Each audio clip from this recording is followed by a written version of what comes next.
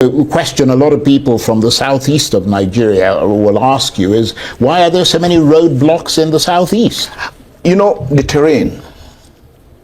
We operate based on the terrain. If you drive from here, for example, to some other part of the country, particularly if you're going south, you see a lot of checkpoints. Yeah. I mean, you see a lot of both police and the army.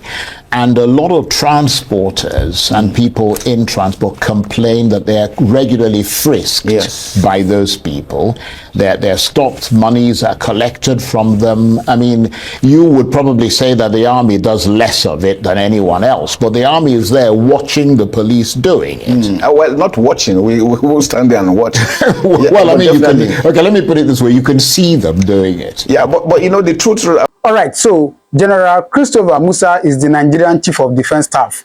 So yesterday he granted interview on Arise TV, and he said a couple of things that I want us to look into or to listen to.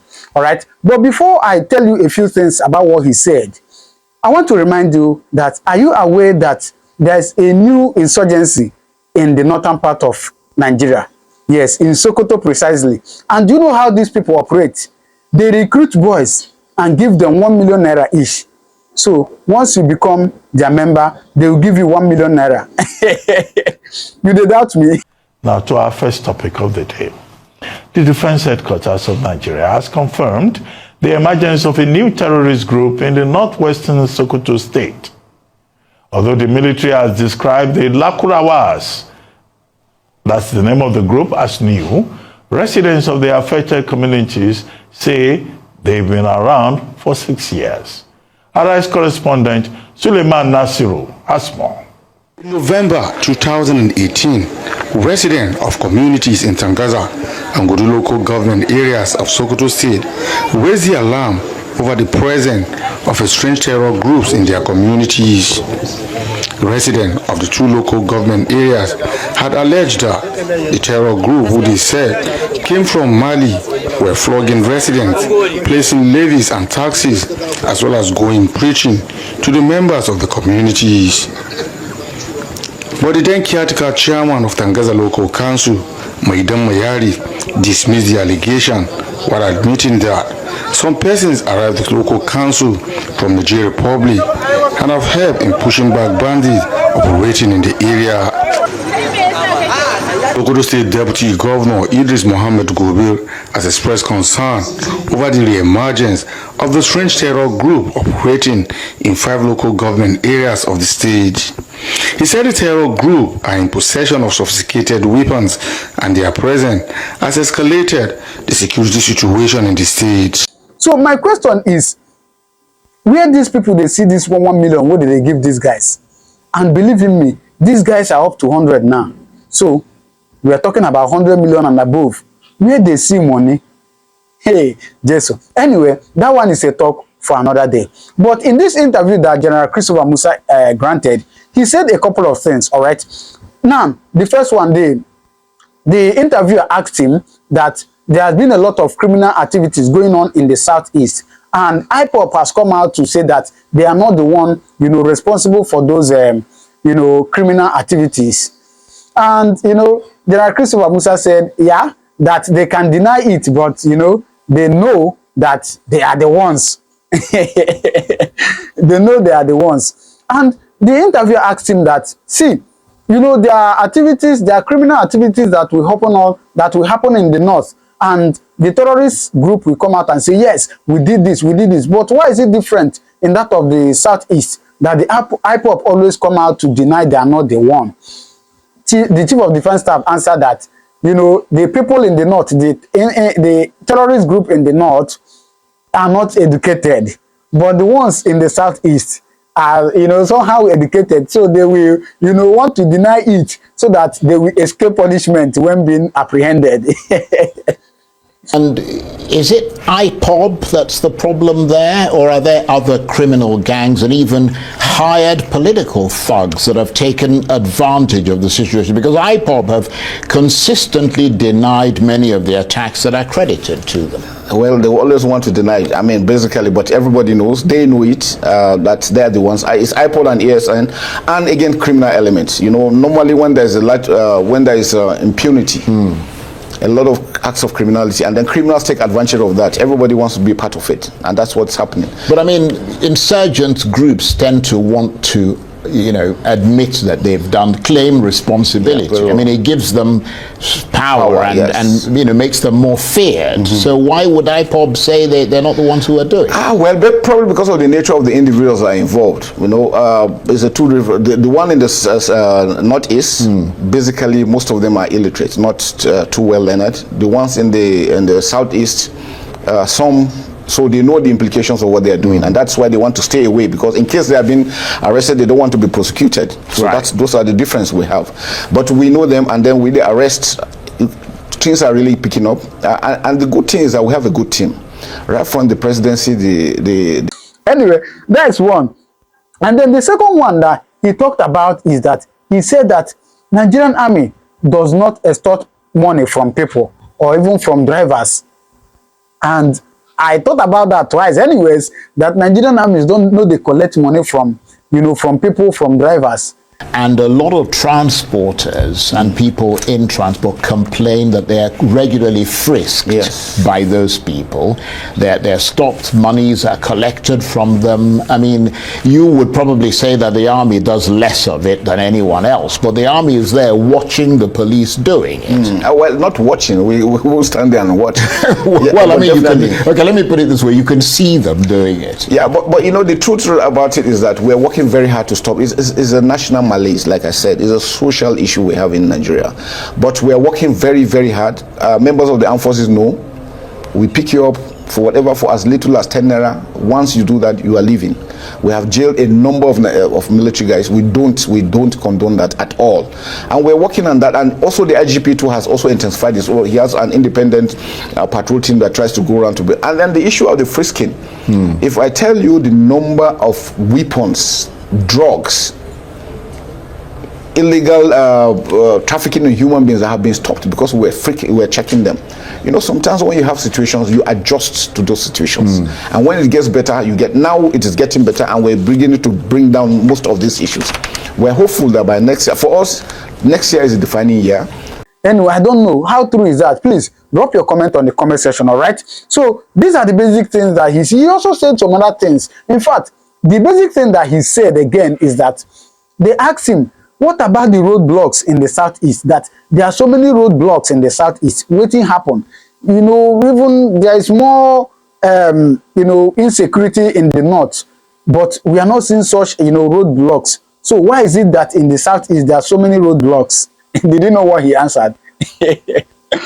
Anyway, I will allow you to hear it from his mouth. All right, hear what he answered. All right, so please. Just hear it. As you're watching this video, in case you're coming across my channel for the first time, you're welcome. Please do well to subscribe to this channel, right?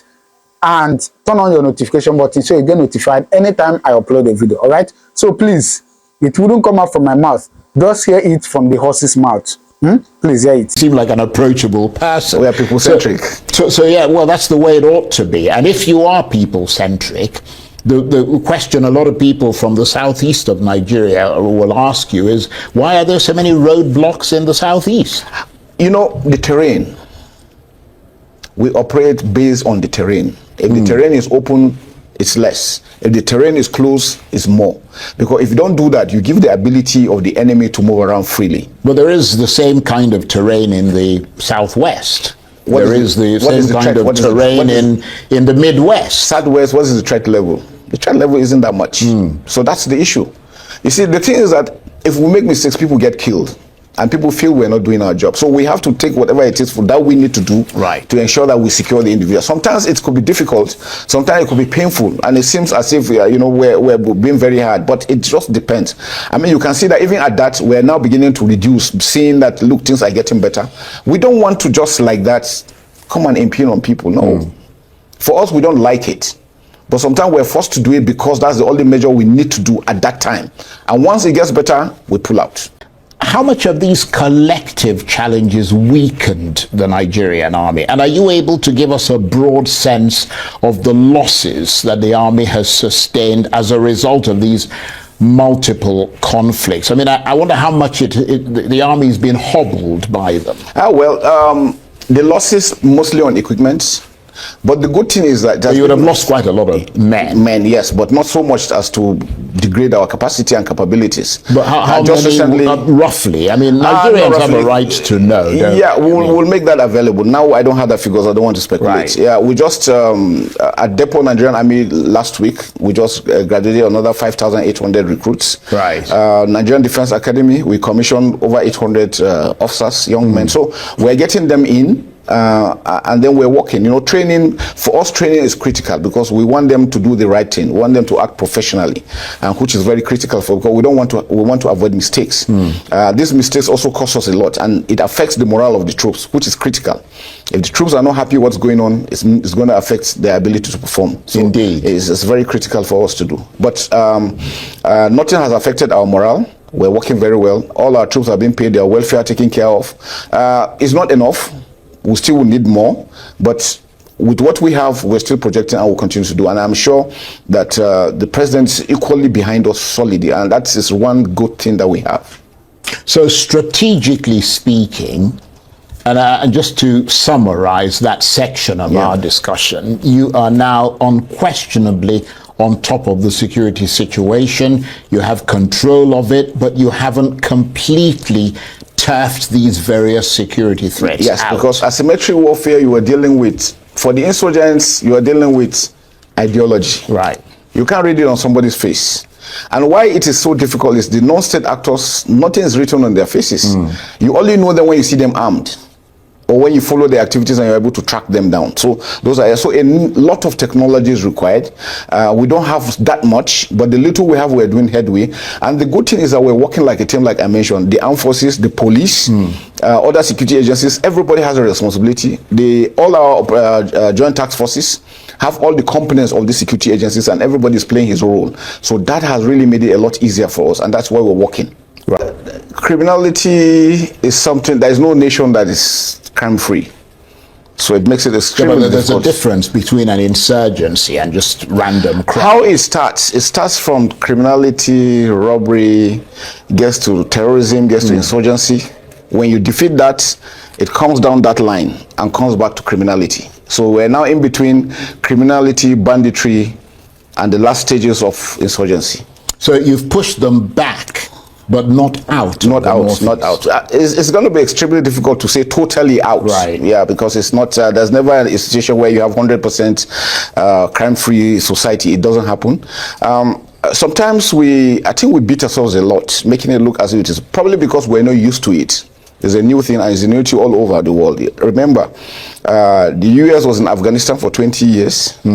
They fought. But it's not their country, though. Yes, it's a little bit different if you're. But it gave them a lot of freedom. It gave them a lot of freedom, and with the technology they have. Right. Remember, the budget of the US last year, 2023, was $858 billion.